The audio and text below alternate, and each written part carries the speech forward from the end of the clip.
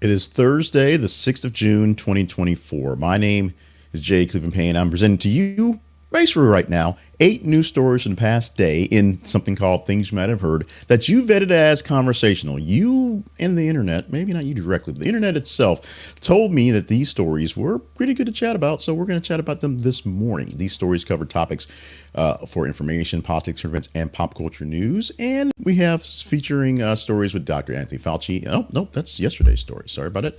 Didn't update that part of the intro. Let's get to stories we're actually talking about today on the other part of the notes.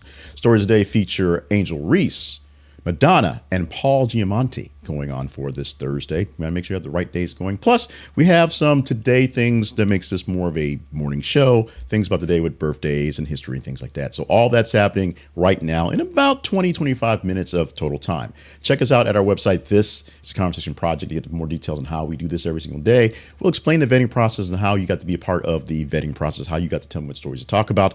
But let's go ahead and get into the stories because we're running a little bit late and we're going to run a little over. So let's try to make it up on the end. Now, 8 stories, as I told you, we'll talk about. No particular order as they're presented here, but we'll give you some context on how they got to be where they are throughout the show. And of course, the vetting process will happen in a bit. Headline number 1 for this morning. This is a story we had to actually update because the original story was the fact that the technical foul that Angel Reese got on her versus the game with Chicago and New York was seen as a little bit petty, a little bit chippy, a little bit sort of And then the WNBA actually rescinded the technical foul that resulted in her ejection. Here is the story from the updated story of the write-up, and we'll go deeper into this because the WNBA and Caitlin Clark has been a thing, and Angel Reese sort of adds collateral damage. But from the robot editor of the actual story, WNBA has rescinded one of the technical fouls given to Angel Reese, a star player, which led to her automatic ejection from a recent game. The league reviewed the incident and decided that the technical foul was not warranted. The decision means that Reese's record will not show the ejection, and she will not face any further penalties from the league regarding the incident. When you're ejected, pretty much, that means that's usually a suspension or a delay of a couple quarters playing in basketball because for the penalty. With that ejection is no longer on her record. Her permanent record does not have this ejection, if you will, and she can go on to bigger, better things, hopefully. Now, Angel Reese is a big story because she was a big pick in this year's WNBA draft and a big star in the last couple of years, winning the women's NCAA championship last year over Caitlin Clark's Iowa while she was at LSU and not making it to the finals, actually having a rematch where this time she was bounced out for the semifinals before the actual championship game. Of course, we know that Caitlin Clark didn't win the championship this year either, losing this year to South Carolina. Here's the thing, though. Angel Reese is coming out as all the talk and all the focus has been on her still rival, who is Caitlin Clark, and a lot of people are playing that up pretty well, which isn't such a bad thing because people are watching the WNBA and getting into it. She's also claimed that she's willing to be the bad guy. She's willing to play the villain because she's sort of taken that role in the last couple of years. And if that's what it takes to get more people watching, that's what it's going to take. The problem is the numbers show that the Caitlin Clark numbers for attendance and eyeballs are big, and everyone else aren't on par. So the numbers aren't on par for anyone other than Caitlin Clark, although more people are talking about the game and the league because of her, Caitlin Clark, not necessarily because of other folks like Angel Reese. This will change over time, and this will sort of right itself for sure. But how long will the insurgents, we'll say, of WNBA stars be? We'll have to kind of let time play that one out. The number 2 story for this morning, finally, after delays, crewed Boeing Starliner finally launches from Florida bound for ISS. On June 5th, 2024, that was yesterday, Boeing Starliner spacecraft successfully launched from Cape Canaveral, Florida, carrying 2 astronauts into the International Space Station, at least 2 on the process. This marks a significant milestone in the first crewed flight for the Starliner capsule. The spacecraft was launched atop the Atlas V rocket at 10:52 a.m. Eastern Time. Mission aims to demonstrate Starliner's capabilities to transport astronauts safely to and from the ISS, a critical step in Boeing's efforts to provide NASA with reliable transportation options for its astronauts. Starliner is scheduled to stay docked to the ISS until June 14th, though the return date could change based on weather conditions. Sorry for the poor read there. Here's the thing. Only one sending people up to space is SpaceX, and that's Elon Musk. And while Elon Musk can get rockets off into the sky, He's also Elon Musk, and he's also, well, Elon Musk. So Boeing, who's supposed to have been in this game a long time, and they are many years behind and billions of dollars overdue in getting a rocket up in space because they don't want them to blow it with people inside of them, finally got one up there. This means competition. This means another carrier. This means not being beholden to Elon Musk because he's Elon Musk. Moving on to the third story. This is one that I posted sort of just because we had to fill time. But this story is one that picked up a lot of comments, and comments that I sort of expected going forward before it actually gained its notoriety into its actual listing. Let's read the headline, let's read the story, and kind of go into why this is sort of a thing. Plus size travel influencer who wants free seats for fat flyers now says Uber and Lyft drivers should be forced to carry seatbelt extenders for passengers of size. Now, the headline, as written, was posted by the Daily Mail, the UK tabloid. So that's why they write these things, because that's how they write these things. This is the robot editor. We use ChatGPT and some other tools to edit the stories into the stories. Gave us the story. Jalen Chaney, a plus-size travel influencer known as J-Bay, has called on rideshare companies like Uber and Lyft to require their drivers to provide seatbelt extenders for larger passengers. In a video posted on TikTok, Chaney argues that these companies should ensure the safety and comfort of plus-size riders by making seatbelt extenders readily available.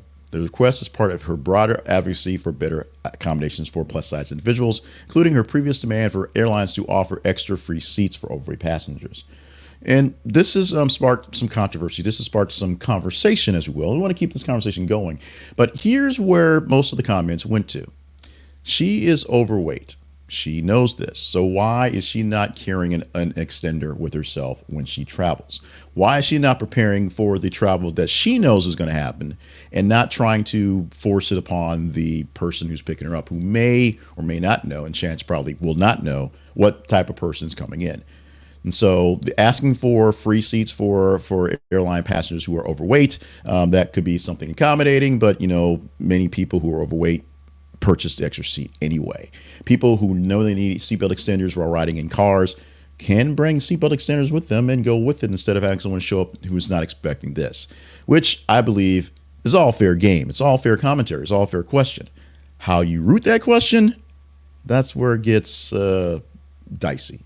What do you think about her request? What do you think about the fact that she can basically handle her request? What do you think about the greater scale of the positivity movement, I guess, because that's all the rage these days? Comment to me in the video. Comment to me as you listen to it on audio. Comment to these, continue the comments here, and look for this post, which is still on Facebook, and continue to comment on that one at Twitter, X as well, to see what you want to talk about this one. This one is a very hot topic. This is one that's definitely getting missed out, as today we're talking about basically all D-Day all day in the news and Donald Trump. But this is one that probably deserves a lot more conversation between us regular folks. Speaking of conversation and Twitter/X, story for number 4. This headline reads, X allows consensual adult nudity pornography content under upgraded policy. A lot of things are happening at X, formerly known as Twitter, and they've upgraded their policies to allow officially pornographic content on their platform. All content was previously on the site. They did all they could to take it down. New permit actually says it's legal to, some points. Such is properly labeled, not prominently displayed. You're not just putting up a porn to X site. You're putting up something that's actually offering something. This update aims to create a safer environment for users while accommodating some not safe for work creators out there to be more creative and be more active on that platform. Sorry about that. Also has introduced a paid tier where sex workers and adult content creators can charge subscribers for access to their content, similar to OnlyFans. Why? X needs the money. X needs the traffic. X needs something that people are already attached to, so they don't have to go through any extra hoops, to pun intended. And Elon Musk is Elon Musk. This is a really big friggin' deal. Will this make a difference in the X platform and the platforms altogether? Will this then into OnlyFans and platforms like that offer the racy content, possibly just private, but racy content for a price? Will we see more people jump into X and abusing X because they can? Oh yeah, we shall see this one very soon. our story that's at number 5 this morning of the 8 stories we're presenting for you today. This is a cool one. The Colts Lucas Oil Stadium is now a giant pool thanks to Olympic trials. The Lucas Oil Stadium, home to the Indianapolis Colts, has been transformed into a giant swimming pool for the U.S. Olympic swim team trials. This unique transformation involves installing large swimming pools inside the stadium, obviously, making it an unconventional venue for the prestigious event. Indiana's state capitol has a history of hosting U.S. Olympic team swimming trials, having done so since 1988 and, of course, 2000 as well. The adaptation of the stadium demonstrates a versatility and ability to host a variety of events beyond football. We've seen basketball done in large football stadiums. That's something that's been a big thing for Final Four things, where one big court in the middle of one big floor.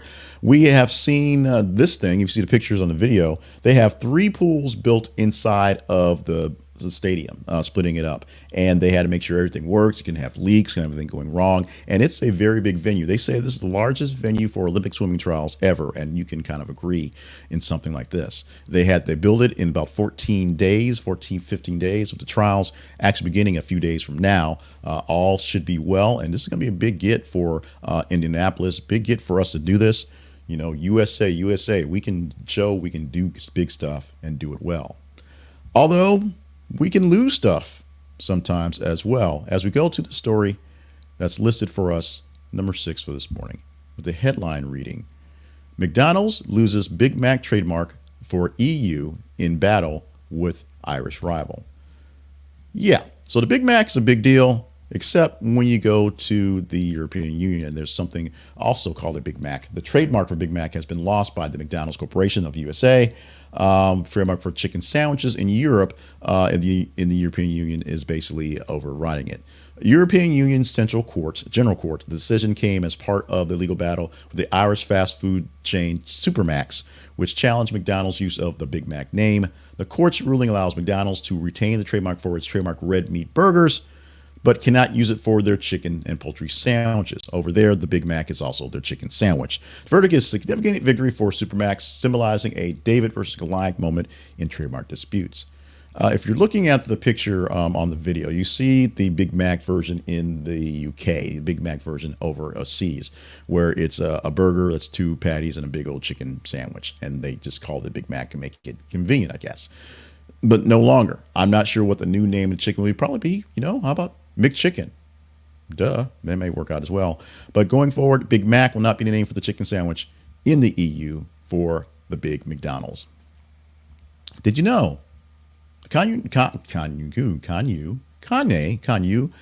Reeves actually does play music instruments. He actually does play guitar.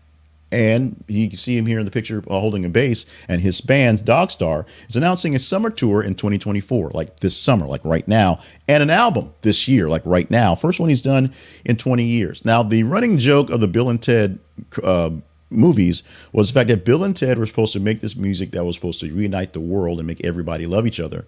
But at the time, they literally could not play any instruments when they started the journey. And in fact, I'm not sure exactly when they learned how to play.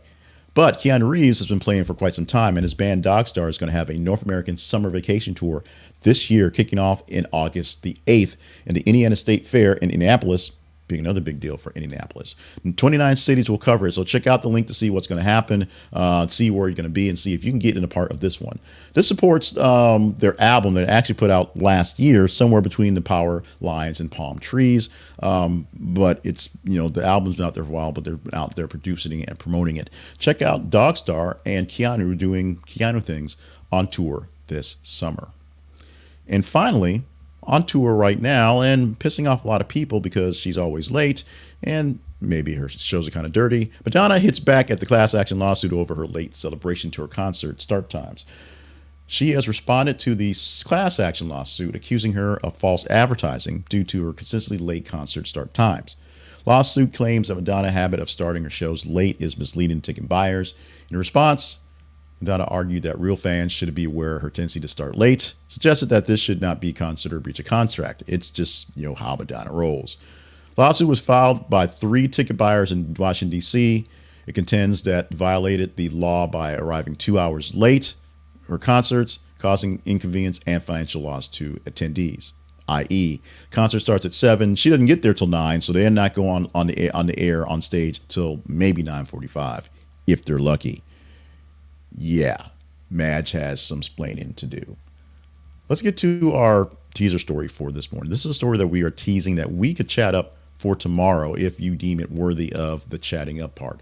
And this is also where we explain how the stories become stories for the Conversation Project. This is where you go to our feeds on Facebook and X, facebook.com/This Is Conversation Project, and x.com/th_conversation, and letting us know what stories are conversationals. Today, we gave you 8 stories that you said were good to talk about. Those 8 stories were chosen from top 15 stories of yesterday and picked to kind of put into a narrative that sort of flowed as well as possible. Today, not a good day of reading, but we'll explain more of the Operation Chaos update in just a moment.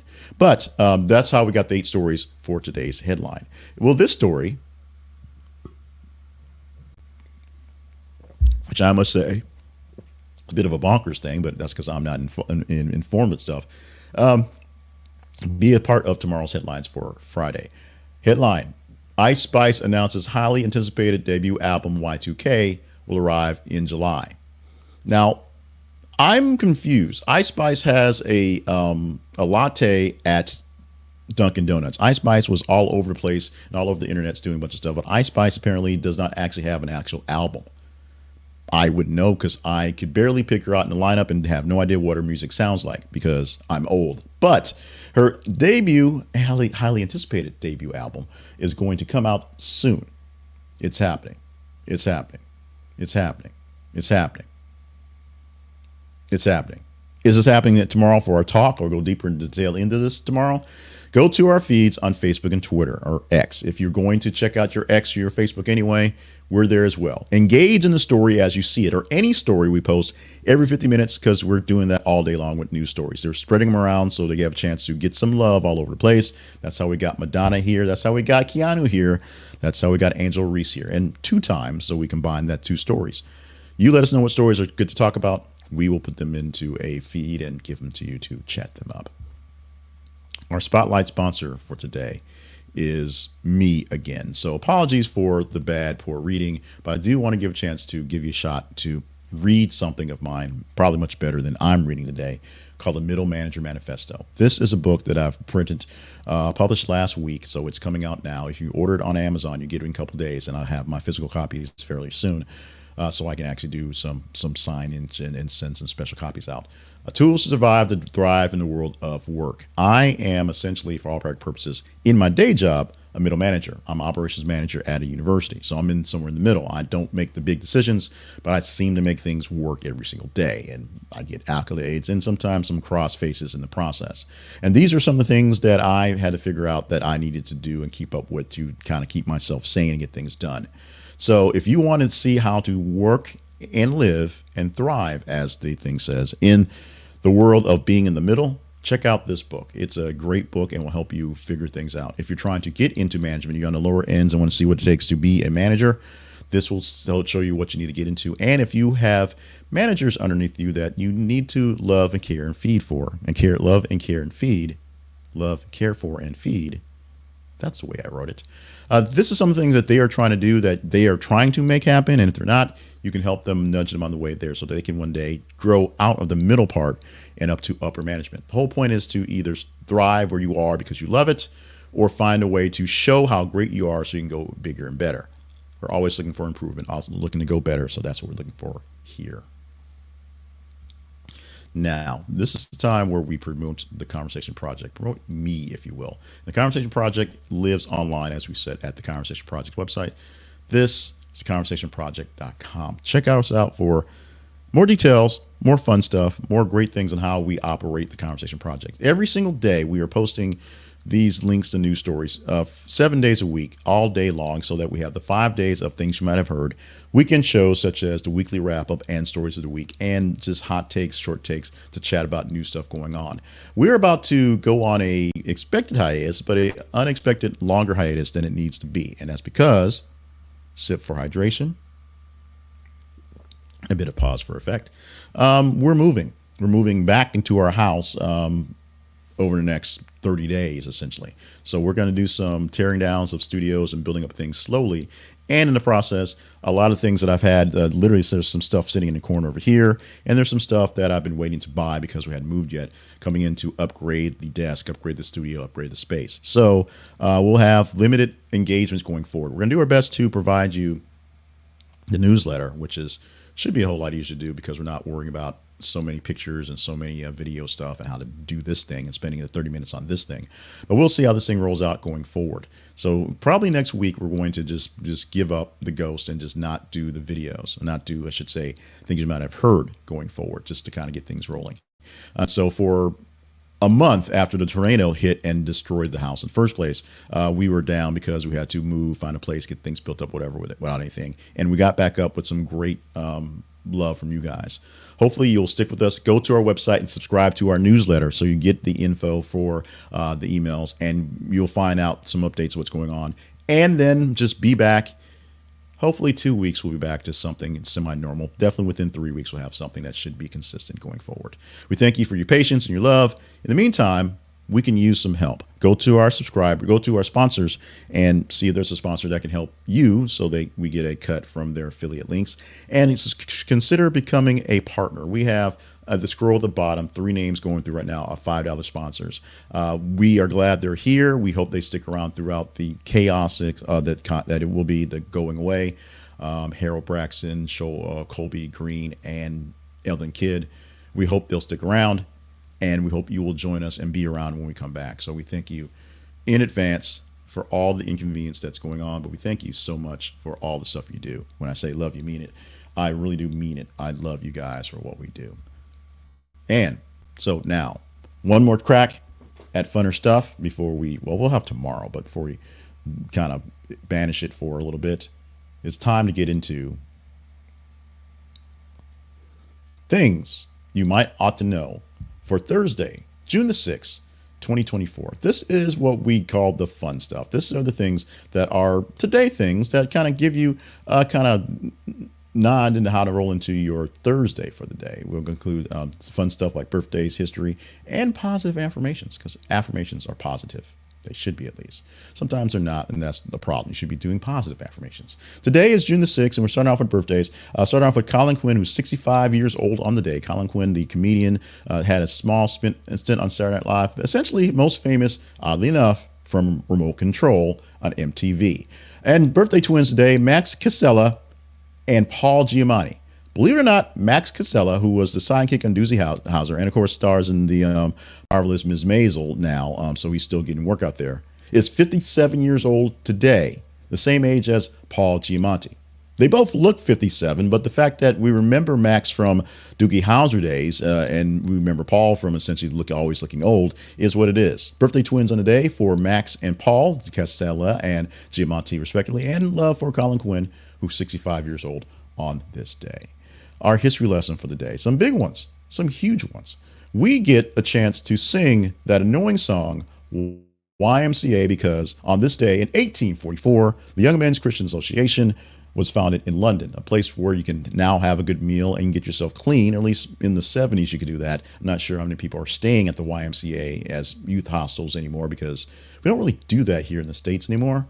But that was a big deal. And of course, the Indian, the police officer, the sergeant, the construction worker, the village people, and their song, YMCA.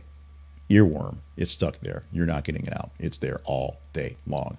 Also on this day, the first drive-in theater opened in Camden, New Jersey. So something else that's a relic of old times, as theaters themselves are sort of dying, and drive-ins essentially are dead for the most part. They did a kind of a resurgence during COVID, as we had to be stuck with our distancing, which may not have been necessary. And they are sort of nostalgic for people who in places that they can survive. But as a viable way of doing things, we love our cars, but not quite that much anymore. Drive-in theater, not a thing anymore, a big thing, but in 1993, it was a huge thing. And 1933 was a huge thing, with the first one opened in Camden. And on this day, 1990, this is a big one in my life, so go along with it. This one is mostly for me.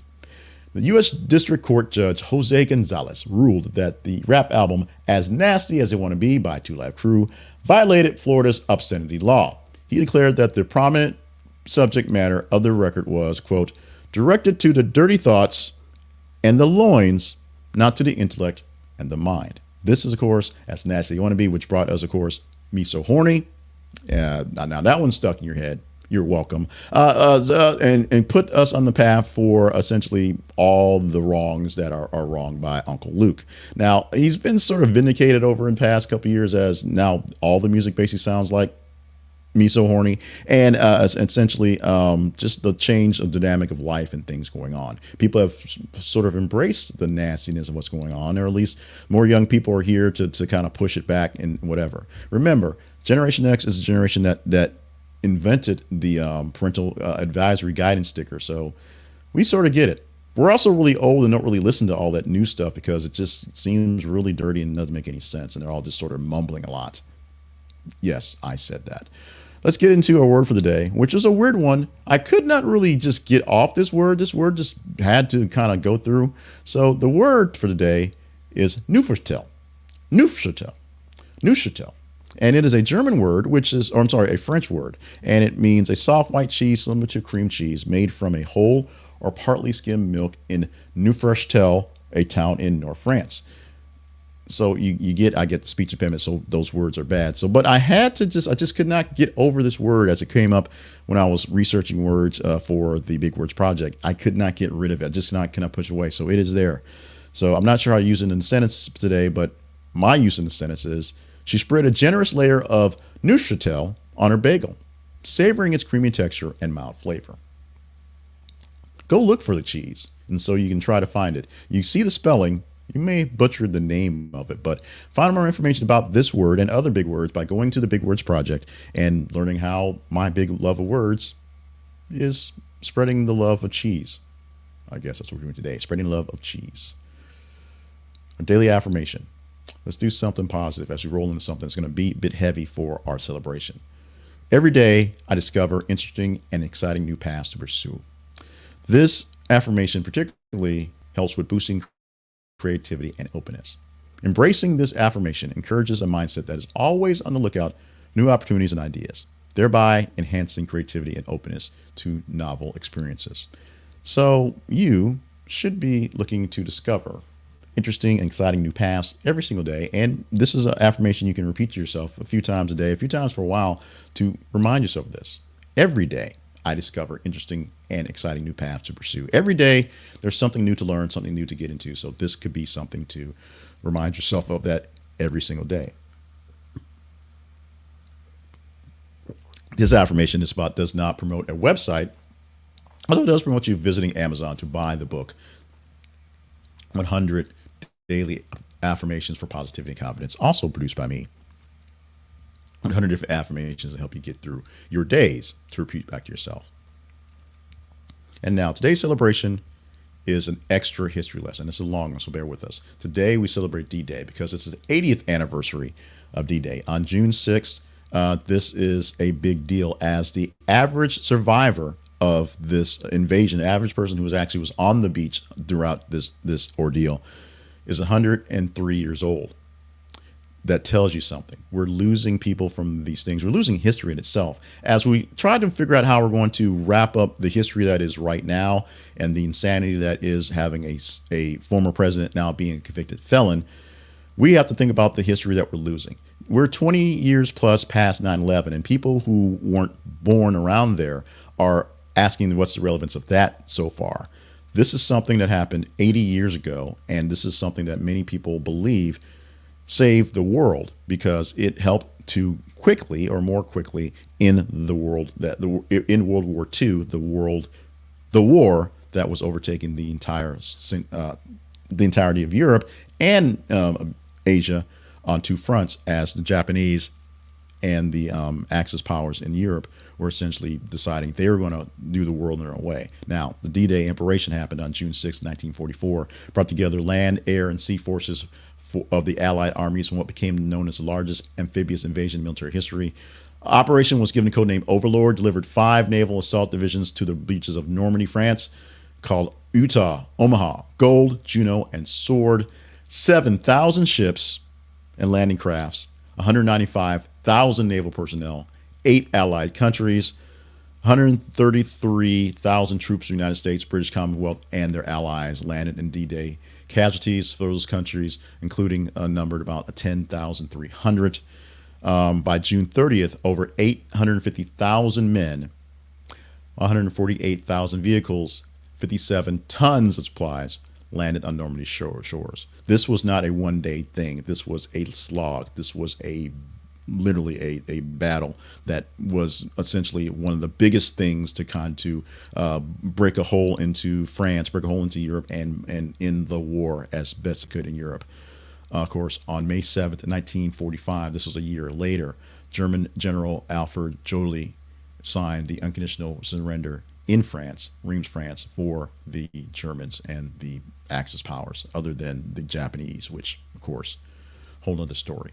Celebrating D-Day on this day. Take some time to commemorate the past. We have a very troubled, very interesting times we're living in right now. And we get there because of freedoms given to us by men who served here. Remember, this war, this battle particularly, was 80 years ago today. It began 80 years today. And the people who were surviving it, the average age is 103 years old. So that means there's some guys who are really holding on to it. There's some young whippersnappers who lied about their age to get into this war. But there's not many more years to celebrate these folks. So let's celebrate them for what was done on this day 80 years ago.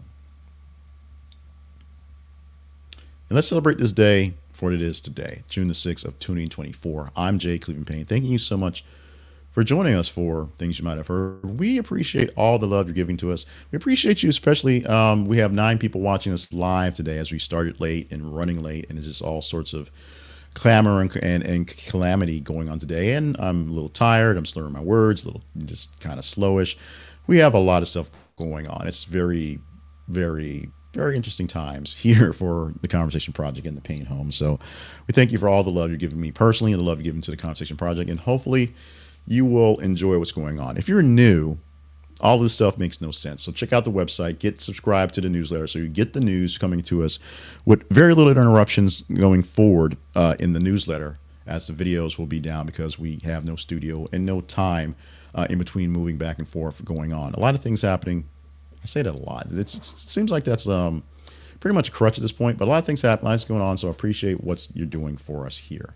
The biggest thing you can do is go to my website, jclevelandpayne.net, click on the books link, and check out some books. We're going to publish, somehow we're going to find a way to publish the next edition of Big Words You Ought to Know. Somehow I've got the conversation books. I have 2 books on how to start and end conversations. They're really long books and take a lot of time to edit. So hopefully those will come out this month. Maybe I'll push it the next month so I'm not overdoing it with everything that's going on. And more things coming, including more work, heavy work on So 50 Happened. It's probably going to happen, and it's going to happen in September, so bear with mind. We're doing our best for that one. In the meantime, stay limber, stay hydrated, stay on task for all the grand stuff you're here to do. Love you. Mean it. We're going to get out of here. We're going to rest up. We're going to try to just get through the day because we have a long day going forward. Look for us in various other methods. Go to our website and find out how to find us. Follow us in the feed so you can basically give us the stories to talk about, even if we're not doing it in video. And just have a great Thursday.